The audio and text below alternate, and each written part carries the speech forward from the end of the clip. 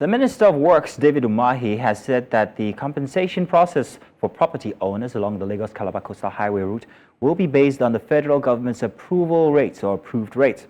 The 700-kilometer Lagos-Calabar Coastal Highway project is designed to connect Lagos to Cross River, passing through the coastal states of Ogun, Ondo, Delta, Edo, Bayelsa rivers, and Akwa Ibom before culminating in Cross River. The pilot phase has started from the Eco-Atlantic and is expected to terminate at the Lekki Deep Seaport in Lagos State.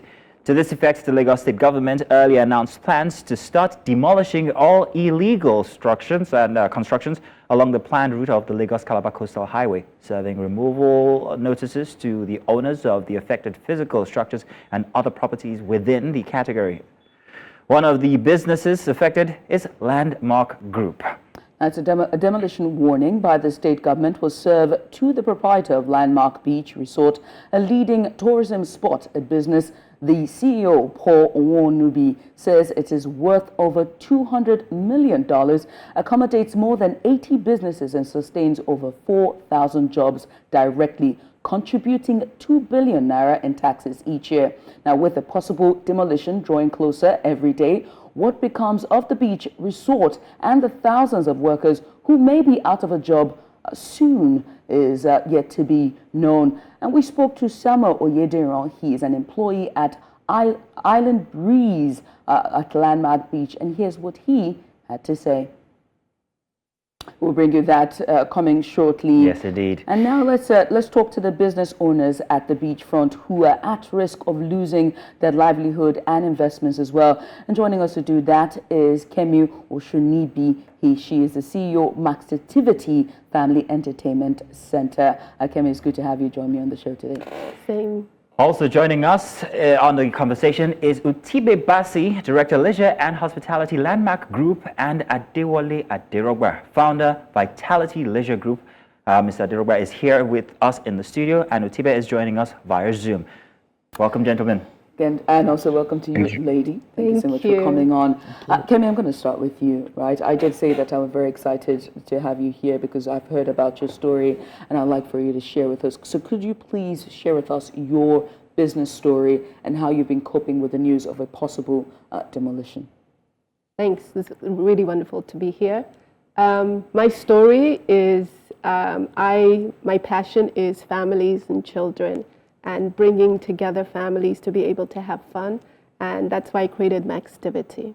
And we were originally at Circle Mall for about 4 years before the NSARS, which resulted in us being looted and burnt down, and Circle Mall closed. And it took me a year to get the insurance money. And of course, since I'd gone through that, I looked for a tourism location that would definitely assure I would not have something like that occur again. And that's why I chose Landmark. I thought I was sure that something like this could not happen. So I am totally devastated again.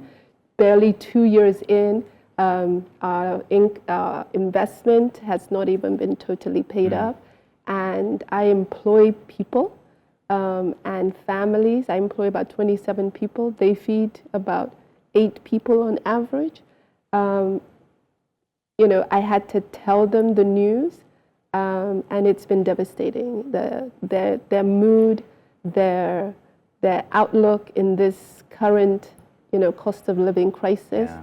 I am devastated. It's very difficult to find this type of facility, tourism, and most importantly, to be able to provide a place that families can go to have fun. Well, we were going to bring you a little detail on the situation. Let's take that right now. When we get back, we'll be joining our guests here and asking them some more questions. It breaks down everyone's spirit. So personally, as an individual, it has actually been demoralizing, knowing fully well that if this project continues this way with the plan that it's put in place, it simply means that most people actually have to lose their jobs and have to start from somewhere else. People depending on one another, means of livelihood will be gone. Dependents relative as well that are depending on one or two persons for means of livelihood will be gone. Back here in the studio, Mr. Adirugba, I would like to ask you this question. Now, you're an investor when it comes to the businesses and also a representative of most of the businesses there. I want to ask, what are the business or the business community along the corridor? How are they reacting to this possible demolition? Well, thank you for the question. Well, as we've heard already, virtually everybody who has brought money in. I mean, when Landmark started, I represent the 40 businesses on the beach. 40, did you There say? are 40 businesses on the beach. There are 40 businesses on the beach, all independent entrepreneurs. Most of them, actually, about 50% of them are first-time investors, first-time business people who, like Mrs. Osinibi, came in because they saw this environment which had been created by Landmark. We are the anchor tenants, actually. I represent 8 of the large group of investors. We put in several, we employ about 600 people altogether, the 8 large businesses. So they're the big businesses, and then they're the kiosks. And everybody's devastated, as you can imagine. The amounts of effort that has been put in to create what I call an icon. Landmark is a beacon, actually, of hope, of expectation for people. A lot of my investors, a lot of my partners are diaspora people who, have gone abroad and, had professional careers like myself and brought a large amount of their savings, of their life's work into Nigeria, and want to invest. I want to be part of the success story that is Nigeria. And it's not a good story at all to see that all about to disappear. Nigeria is open for business, we've heard, but this doesn't encourage that at all. I can only imagine. Earlier on, the video that you watched was from Samuel Oyederon, who is a manager at one of the small businesses clusters around there, which is part of the 40 businesses that Adewale just highlighted. Now, let me turn to you, Utibe, right? Utibe, you are the director of leisure and hospitality at Landmark Group, which is an essential arm of the company when it comes to revenue and services as well. How has the past few weeks been like for the company? And can you help us understand exactly what would be lost if the demolition occurs when it comes to Landmark Group in and of itself as a company? Okay, thank you very much for the question. I would say that it's been tough for us as an organization, not just us directly, but a lot of the 40 businesses that Mr. Adirugba also mentioned, because this is people's life investments in this location. These are people's jobs at stake. These are people's dependents at stake. So for the business, for the staff, for everybody, it's been tough for us, even for the larger Landmark, because we have investors, we have financiers, you have different people that support and drive the business. So it's not necessarily been an easy journey for us. But and if this continues, it will have a significant negative impact to the Landmark business as a whole, and also to the outlook and future of tourism, not just in Lagos, but across Nigeria and West Africa. Now, Utibe, we hear that there was an initial right of way. So could you update us on the discussions between the company and the government regarding that, the rerouting of the highway to the initial right of way, which is what we hear, Water Corporation Road? Yes, so when we acquired this property in 2007, we are aware that there's a coastal route. And to put it clear, Landmark is in support of the federal government developing and establishing a coastal route. Coastal roads are meant to enhance and drive tourism. So the initial right of way, based on our understanding, it was meant to go through the Water Corporation route. And in doing that, it enhances all of the businesses and the beach resorts within that stretch.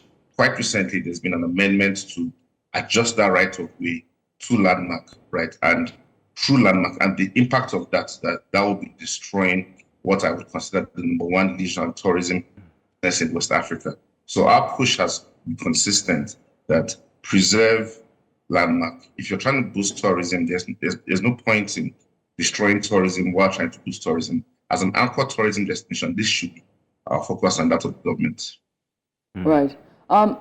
We understand that the Minister of Works, David Umahi, stated that President Bola Tinubu has approved compensation for affected property owners with environmental impact assessment valuation completed on affected buildings.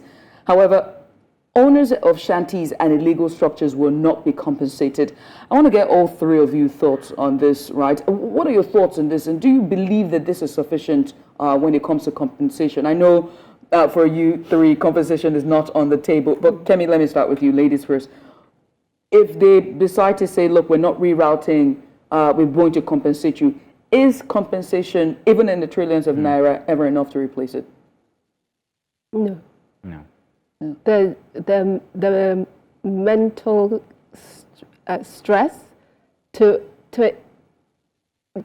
even if you have the compensation, where would we find the opportunity to create the location?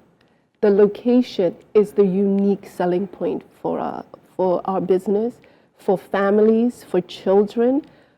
Where would they go? Well, where would we have the opportunity to provide this experience again? So it's for me, it's not about compensation. For me, it's about we want to do business. We want our children to have the opportunity. We want families to have a place to go. Yeah. I believe that is priceless. There is no compensation that can compensate for that. I don't know what it is, but you make it such an emotional. It's a passionate. I think it's a passionate project for you. I'm almost in tears here, and I was at her business. It's Maxtivity, right? I was there yesterday, and she has an official Lego store there. I've been there. Now you know what I'm talking about. No. So it's a playground. It's a playpen. The kids coming, they're jumping. Beautiful. It's beautiful to behold as well. And then to see it pull down. And right in the building, there's also the marker where the bulldozers will be pulling down the building. If our guys there can be able to play that for us, Maxtivity, the marker they're showing. Now, I wanted to go back to you, Mr. Adiroba. Now, I've been to the Gambia, and I know the Gambia has absolutely, perhaps nothing more to give but tourism. That tourism comes from their long beach line, the coastal line, which they've given businesses, hotels, all they need, all the facility they need to bring people into the Gambia and enjoy these pleasure spots. What do we stand to lose as Nigeria if this coastal road takes this path and destroys these businesses? Well, there are obviously the tangibles, which is immediate loss of income for thousands of people, immediate loss of facilities for hundreds of thousands, 600,000 people come through the 8 businesses that I represent. Lots of them families. But every evening you see groups of young men and even older men. I play football sometimes too. On our 5-a-side court, on the lifestyle that promotes health and well-being. That's all lost, and that's not being replaced in any way. But more importantly, and often the intangibles are what matters most. They last longer. The loss of the confidence in people to come and invest in Nigeria, that's one. Secondly, there's always been this narrative that Nigerians are not good at operating hospitality things. It's usually our Lebanese and Indian brothers who know how to do this thing. Landmark dispels all of that. Yes. And I tell you that there are several businesses that have mimicked, they say copying is the greatest form of flattery. So many businesses have popped up after Landmark. Modeled after it. I was in Akure just finally 2 weeks ago, and I found somebody, a business that had dubbed us Vitality's sports facilities with a bit of hospitality on the side, and there are several. And this disappearing basically just is a severe knock on that progress. Very sad. Utibe, let's also turn to you as well. Utibe, you are at the very core and center when it comes to Landmark Beach Resort. If the demolition proceeds, what is the future of Landmark Beach Resort, especially resorts there on there? You are going to lose your waterfront, hence the resort is gone. Can the company pivot? And the question is, can it be done successfully? I'll say it's going to be very tough because the beach resort is an integral part of the Landmark ecosystem. It's the bedrock of our hospitality, and it's basically what defines us as an organization. So in a case whereby beach resort is taken down, it will significantly affect our business. It would also affect some of the existing projects and businesses that we have created. Even the outlook for future businesses, future projects, it would significantly dent that outlook for us. So our focus has been consistent. This should be preserved because of the 4,000 direct jobs that are here, because of the 600,000 people that come here every year, because of all the opportunities and all the dependents. This is an opportunity. This is the largest tourism destination in West Africa. So it's taking down the landmark resort is fundamentally going to harm our business. And so, which is why we've been consistent in our focus on this has to be preserved. Not just, again, like I always say, not just for landmark, but for the future of leisure, tourism, and hospitality in West Africa. Utibe, many thanks for coming on. Thank We you. appreciate you for doing this with us, and also to you, ladies and gentlemen. I do understand that there's going to be a panel that will be set up. We'll see in the next couple of days how this will continue to unfold. But there are footages that I saw right there at the beach where it's already been sand-filled and the beach is slowly drying out, and I only worry what the future is. And that's all that we can take on this interview. Thank you very much. Thank you so much. Thank you very much. Thank you. Thanks so Thank much. you.